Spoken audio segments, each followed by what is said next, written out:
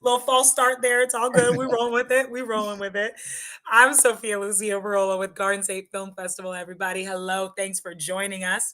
This year, from March 21st through March 24th, you can check out the 22nd annual Garden State Film Festival. Over 200 films this year, all different types of topics, various films. We got features, shorts, animations, pilots, you name it, music videos, lots of cool stuff. And one of the films you can check out is a short animated film called Lost and Found. Here to talk with us about the film is this amazing filmmaker. He was writer, director, animator, and pretty much the key cast member in this, Fast, yeah. Aiden Duncan. Hello. Hi there, Sophia. How you doing? It's a pleasure.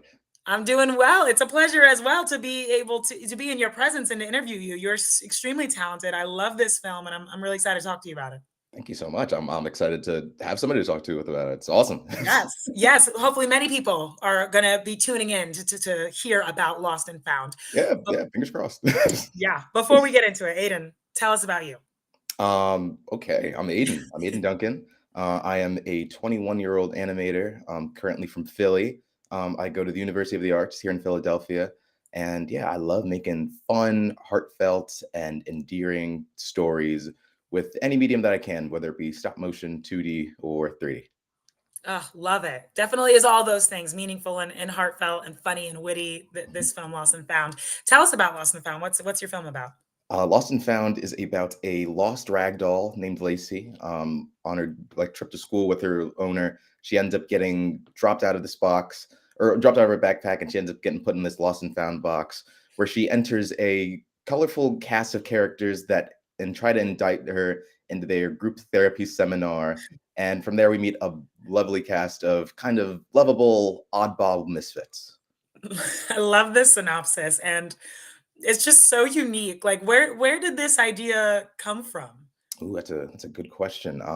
Well, I'm a big toy collector myself. Mhm. I love toys, and I wanted to make a film that was kind of a homage to some of my favorite interests, and not only that, but my favorite films as well. One of my Mhm. all-time favorite films is the film One Flew Over the Cuckoo's Nest. I just love the character interactions and dynamic that we get between the cast, and I wanted to do something like that, but kind of with a new twist on it. I thought, well, people use toys and like children's therapy and stuff like that. So I always wondered, well, how would they feel, if they've gone through these hardships and stuff like that in life?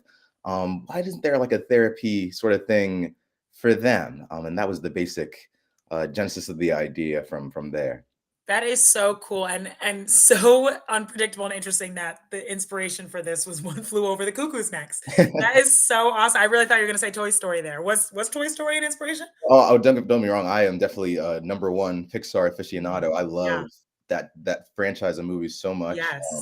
Hopefully, Toy Story 5 will be pretty good too. The 4th one was so good. That Oh, was the my first one, so favorite it's one. perfect. So that's why I'm like, they're going straight Yes, after so good. that. But I have faith in the creative geniuses at Pixar that they'll do Yeah, anything great. But no, I definitely loved Toy Story and just the witty essence of some of those Pixar films of taking yeah, one childlike thing and putting an adult sort of spin on it. That way, like yes. anybody of any sort of like age can get it and understand and take something new from it.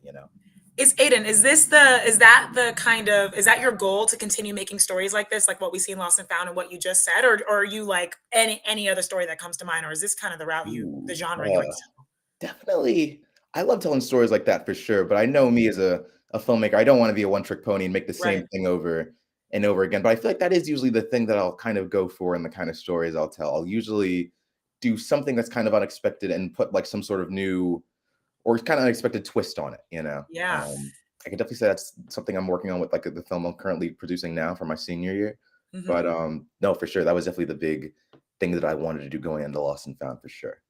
So cool. And yeah, so you're a senior now making another film. When did you make Lost and Found? What was it, a college project, or was this just for Yeah, yeah. So this was my junior thesis film. I okay. made this around the same time last year. I think I started like writing and then like all my storyboards and everything around last fall. And I think around this time last year, I got into the actual nitty-gritty of animating the whole thing. So that took me about like maybe like 4 or 5-ish months to complete. Wow. And can we talk in detail, or not in detail, but like tell us a little bit about how you animated this? It is so cool. Was it Was it stop motion?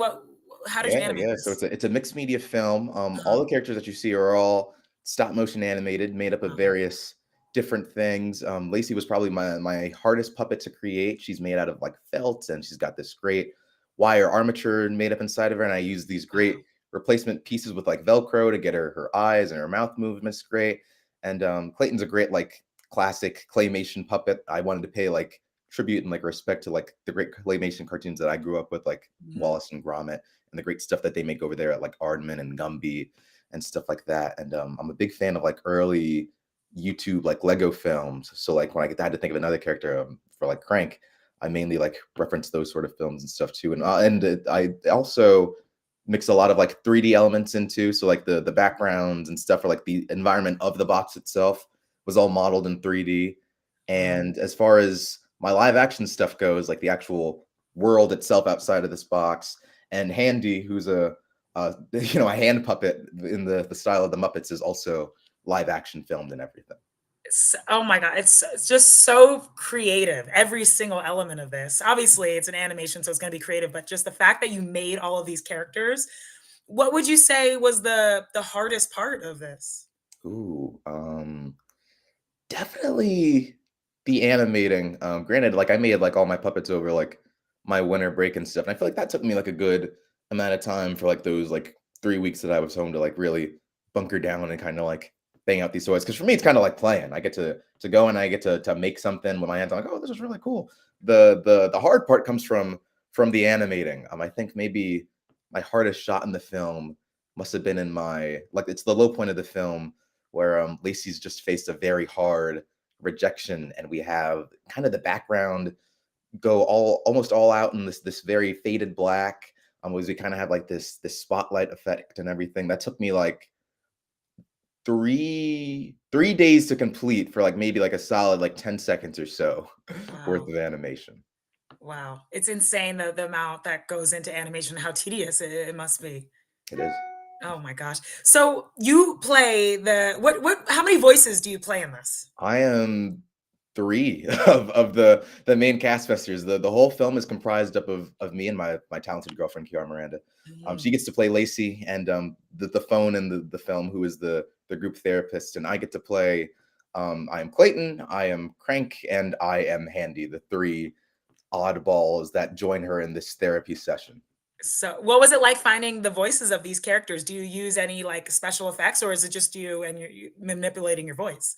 No, it's just all Wow. me. Really just me going in and playing around. I was gonna get actors initially to voice them, but I think it was just running a little too close to home to be like, oh, I gotta start production, blah, blah, blah. I don't think I have time to reach out to people. What am I gonna do?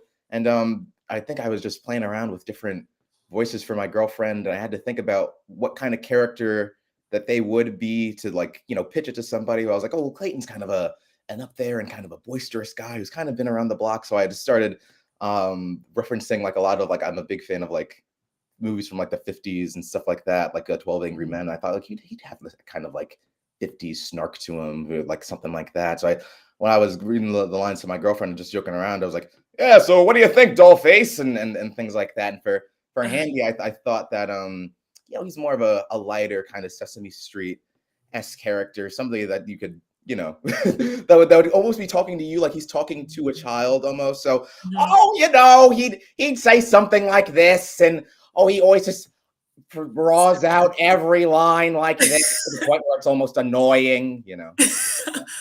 That is so cool. I'm loving it.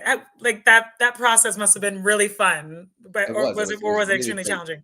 It was great and challenging getting in and Uh, and finding these characters. But again, for me, it's almost like I'm playing with these toys myself and, yeah. and getting to give them life through the silly little antics that I'm doing. Oh, I love it. And so what would you say? I mean, I feel like there's so many was there a best part? Was there you wore pretty much all the hats. You've done so much creative things when it came to making Lost and Found. Did you have any favorite parts or what was like the best part of it for you? Ooh, the best part of it. I think just coming up with the story for sure. I Mhm. just making sure that I had a nice, fun, heartfelt story, and really just developing these characters. When Mhm. you spend like almost a year trying to work on a story, you obviously get very attached to these characters, and I think just having them and playing their voices and designing them and coming up with how they would interact with each other and things like that. And I think by the time that I had it finished and I had to finally show it off in front of my whole department, seeing people laugh and Mhm. smile and even just get emotional from these guys who aren't real people Yeah, at all. They're little inanimate objects, but the fact that people grasped onto them like that and got that personality and got that experience out of them, that was, I think, the best part for me. I love that. And you're already mentioning it pretty much, but I definitely want to know what you're hoping audiences get who watch Lost and Found. But even having it screen at Garden State Film Festival, what do you hope they take away out of watching it? I hope that people definitely take away the importance of community. I think at its heart, Lost and Found is a story of community and friendship, and that even when you are going through the hard things in life, you're not alone, and you have a Mhm. great support system and great group of people around you that you can always lean on and rely on. I love every answer. I'm sorry. I'm like really processing everything you're saying. It's just so great talking to you. Oh, And I thank you so definitely want to know why you think storytelling, art, and film is so important for the community, for the world as a whole. Oh, I feel like it's one of our most universal art forms. That's the reason I Mhm. love animation to begin with. Anybody of Yeah. any age, any gender, any sexual orientation, they Mhm. can watch something and get something out of these stories that I feel like can go on and make a impact on the world itself, you know. And I feel like we need more storytellers. We need more great creative stories out there, especially to like inspire the next generation of Mhm. storytellers and people like that, you know. Couldn't agree more. And Garden State Film Festival. Have you ever been to this festival before? No, I haven't, but you know what? I'm a Jersey boy through and through. I'm from Essex County, so I'm very excited for my first real festival to be done in the Garden State. Oh I'm my the number gosh. one Jersey aficionado, so let's go. I'm so I excited. love it. I love it. So, I mean, how does it feel to have it screening at Garden State Film Festival? And what have you heard about our festival?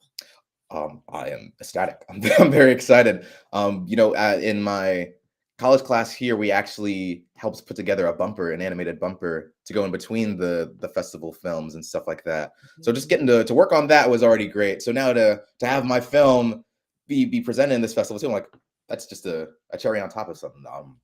It's awesome. It's incredible. Yeah. I've heard about a lot of the other films in the festival. I'm very excited to watch them. I know we got a talented group of people this year, and Mhm. honestly, I'm just so honored. I'm so honored I get to have a film in a festival at all.